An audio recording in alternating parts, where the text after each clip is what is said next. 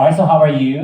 I'm good. I am so excited to share all the different things that Hong Kong has invested in because I feel like the Filipinos are also missing Hong Kong. And it's true Right. because all my friends keep asking me when is it going to open, and now it's finally open and we're here to promote it. Yay! All right, so you just returned from Hong Kong, right? And I believe you had a chance to visit the West Kowloon Cultural District. So please tell us more. Yeah, so okay, I've been as like you guys, I've been going to Hong Kong ever since I was young.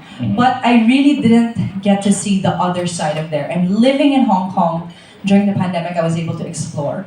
The Hong Kong Board of Tourism took me to the West Kowloon side because this is a development, as you saw earlier, that they took almost 20 years. They really invested in infrastructure and just building a beautiful space for people to come and enjoy the arts and culture. So as you can see, like there's a beautiful view, and you can walk in this park. You can go to the next slide. That's me. I visited, this is the M Plus Museum, and that's me with the curator. It was so special because my husband has been wanting us to go to the museum, but I'm just kind of like ignoring it. Because, I prioritize other things like a Filipino, we want shopping, we want to eat. When I went on this tour, I can tell you, I was so engrossed, I didn't look at my phone because there were so many things that I learned that I didn't know I wanted to learn about, if that makes sense. I think that the M Plus Museum really is a show of visual arts and contemporary culture. And after I visited this space, I said, wow, I really needed that time to just appreciate art. And I kept thinking, like, why do we need to expose ourselves into this type of contemporary art?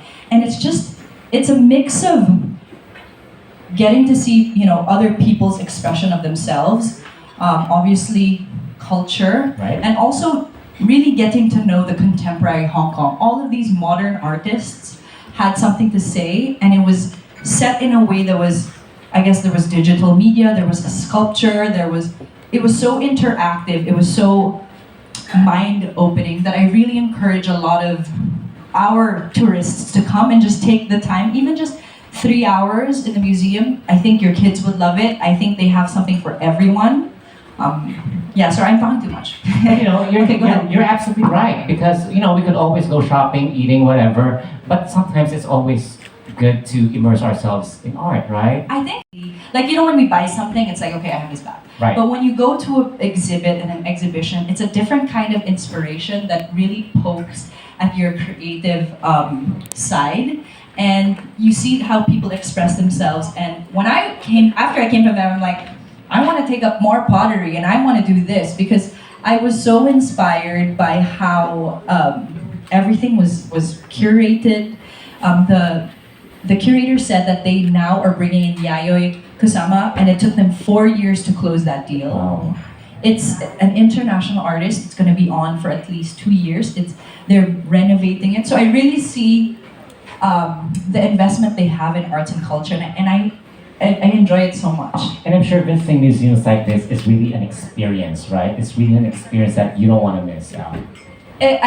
So the Hong Kong government, what they did was they had a foresight into seeing that actually arts and culture plays a huge role in development, right? Right. So they created this M Plus Museum with international architects, and the architecture, the landscape, the qualitative materials they use, everything is a feast for the eyes. I don't know if I'm doing it justice, but I encourage Filipino tourists to come to the museums because it's something that I think is very different from the usual. Of course, we all love Disneyland and Legoland. Yes, we'll talk about that later. But this is something that's not highlighted, and Hong Kong has really spent on showcasing its culture. So here I am at the Hong Kong Palace Museum. And this is another museum that they also spent 7 years to build. See, I was really attentive because everything was so interesting. And all of these ornaments were preserved from China in the Forbidden City, which is where the emperor lived. And then, you have the first ever milk tea pot, and this is how they drank, and this is a silk thing that they have to store every 4 months because it's very precious. And this gives a big insight into Chinese culture. And I was like, how come the Chinese always have dragons everywhere? And then natawa yung curator. He was like, yeah, that's true. It's a mix of a snake and a tiger, and it's a very mythical creature that shows power. Because in all of their ornaments, there were dragons. Right. And elephants for good luck. So it was just so eye-opening because I didn't know that I wanted to know more about the culture and history of Hong Kong. And which places are your favorites when it comes to the outdoor activities? Okay, so like most Filipino tourists, when I go to Hong Kong, I always go to the same places like you mentioned, shopping, causeway. But when I moved there and I met locals, and my husband is a big outdoors guy, he would take us on a new trail every week. And so I love the Lantau Peak Trail. It's a bit harder. It's 3 hours to get to, and I did it when I was like pregnant with my second son. Wow. But it's so beautiful. And then when you land, there was like Buddha exhibits, and there are temples. And then if you want like very easy trails, I would say maybe the peak. There's one Big Wave Bay, which is 30 minutes, and you land at the beach, and it's called Big Wave because there are a lot of waves there, and there's a really good restaurant to eat. The fish and chips is delicious. I'm so familiar because I was living in Hong Kong for 2 years, and we did this every weekend. Kam Shan Park is a park where you can take your kids, and there are hundreds of monkeys, and it's a very easy walk. And it's just a nature walk, and there are monkeys all over. Of course, you're not supposed to feed them, otherwise, they're all gonna rush to you. Right. But if you just walk, they won't bother you. And that is great for the kids. And if you just wanted to be outside and breathe fresh air, Kam Shan Park is amazing. Tai Tam Reservoir, it showed a while ago. It's by the dam, and it's in the shaded area, so it's very cool. I really suggest people explore this place, especially after the pandemic. We kind of want to be outdoors and really experience that nature side. So that's what we did for fun. Actually had a competition, one of the sports there or something, where we would run through the trail. Like there was a race, and we would run through from one end. I think from the Peak Trail, we start from the Peak Trail all the way to Big Wave Bay, which is the end of it, if I'm not mistaken. Yeah, it's I think it's like 20 kilometers. We called it the Rainbow Trek back then in our school, and we would literally race, and whoever wins, gets, I don't know, like bragging rights or something. That's pretty much it. But those were amazing, and then of course there's the Dragon Back Trail that goes up and down. It sounds hard, but when you do it, it's not that hard, especially during winter.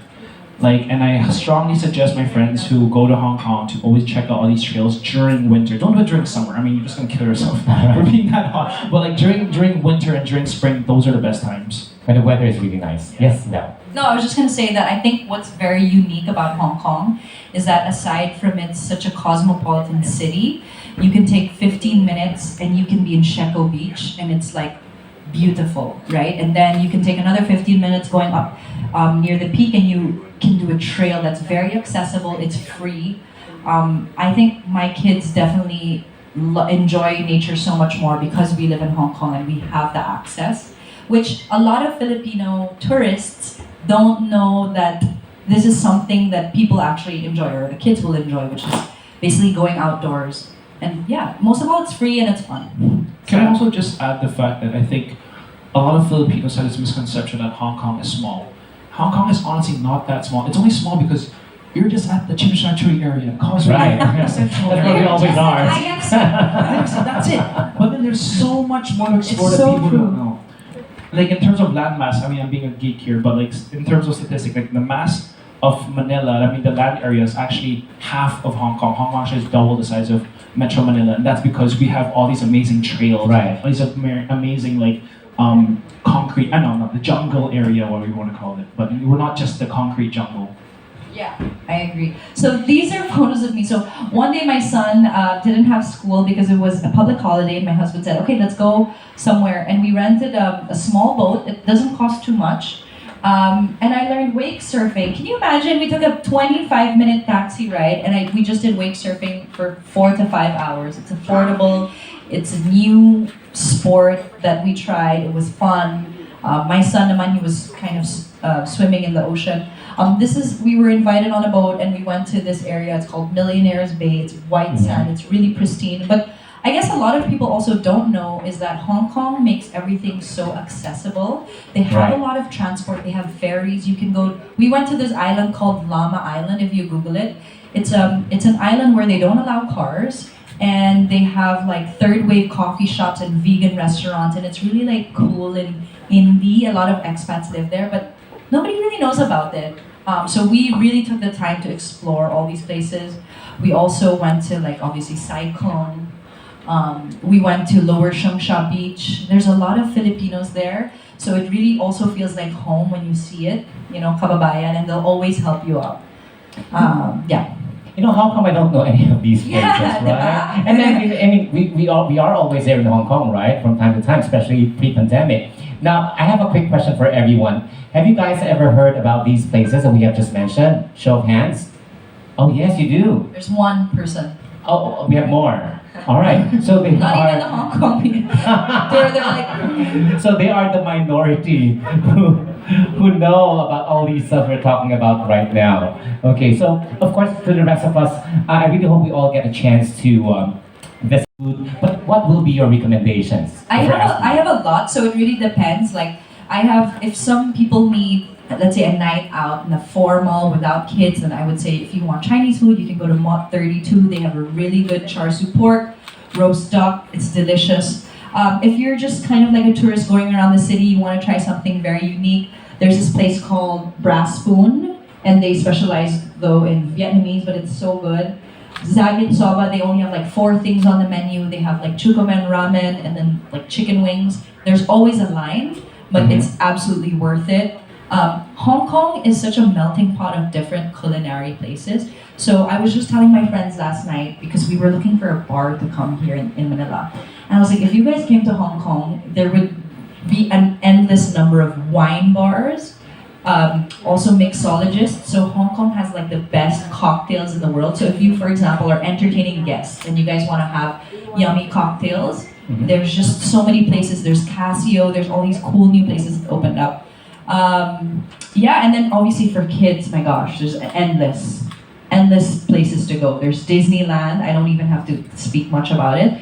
Disneyland itself, you need one whole day for Disneyland, because you're gonna ride the rides, and then you're gonna, do the lights show at night. You're gonna do some shopping. You're gonna eat there. They have a good Chinese restaurant inside. What I did discover with the Board of Tourism is they sent me to Legoland. Okay. And I'm talking so much. Tell me if I'm talking too much. But we're interested. We're really interested. So Hong Kong just developed the K11 Museum, which is a mall that is a museum. Guys, it's a mall that's a museum. Like, can that be any more us? So when you go there, it's just so beautifully crafted and designed. Even the elevator, mapapa, like, wow. So in the K11 Museum, there's an area for kids. When you go down, it's all shopping for kids, and then there's a play area for kids. And then you have Legoland. So we went there. My son, Balti, he's 4.5, and then I have another son, Valentine, who's 1.5. They were throwing tantrums when we had to leave. I was like, guys, we can't stay here the whole day. We went through Legoland, and it's just a feast for the eyes. It's so much fun because you see Hong Kong built in the Lego, and then there's rides inside Legoland. There's a 4D cinema. So while we're watching, we're being a little bit wet. We can smell something like, oh my gosh, it's just so much fun because they really think of the family. Sometimes you go somewhere and it's not kid friendly. You're like, can I get a high chair? And they don't have it. Right. Okay, K11 is not that. It's the mall for the family, but it has something for everyone. There's an incredible beauty section, and you can really see how they've just kind of paid attention into building stores. Honestly, if you just go there, you're gonna appreciate the stores, the lighting, how they display products, how they do the packaging. I'm just so impressed with how they do it there. Everything is thoughtful. Even the music that they play, they think about, okay, this for the kids section, on level 2 and level 3, it's a different type of music. I don't know. It's for me because I always like to learn something new. So as a tourist, I come there, but then when I leave K11 Museum, I'm like, wow, the mix of brands that they created here was really thoughtful. Like, who would think to put, this store beside a burger shop, but Right. it worked. So It's all about creativity, right? Yes. And of course, like what we're saying, if you have kids in tow, again, these are the best places to go, right? Disneyland, Legoland, Waterworld. Again, the Waterworld is a theme park as indoors. We saw that in the video earlier. yeah, so I did. I went to Waterworld and we spent one whole day there. For the families who want to go to Hong Kong, I think Waterworld and booking in the Fullerton is a good idea. My friend booked there. So there's something for everyone, even if you're kind of older and you don't want to do all the big rides. There's a very chill ride that I did like 5 times with my 1-year-old. And then it's just very safe. That's what I was talking about earlier. In Hong Kong, you don't feel like you can walk around at 3 a.m. and it's very safe. And also in somewhere like Waterworld, there are a lot of lifeguards. People are always kind of telling you, don't run here, you might slip. But more than that, they have really thought of different activities for children of different ages. So for example, my 1.5-year-old had so much fun in his like little play area versus my 4-year-old who did the super slide versus my husband, who's really my firstborn child, who's like 35, and he was like jumping around doing all the scarier things. So they have something for everyone. And I know it sounds so cliche, but Waterworld was a really great temperature. Like you don't come in and you're like, ay, ang lamig. No, it's very comfortable. And it's just so entertaining. And of course, again, these are all the places that we are all looking forward to visit when the time comes we go back to Hong Kong, because as they have mentioned earlier, the restrictions are easing up already. So that's good news for everyone. So again, we'd like to say thank you to both Richard and Belle.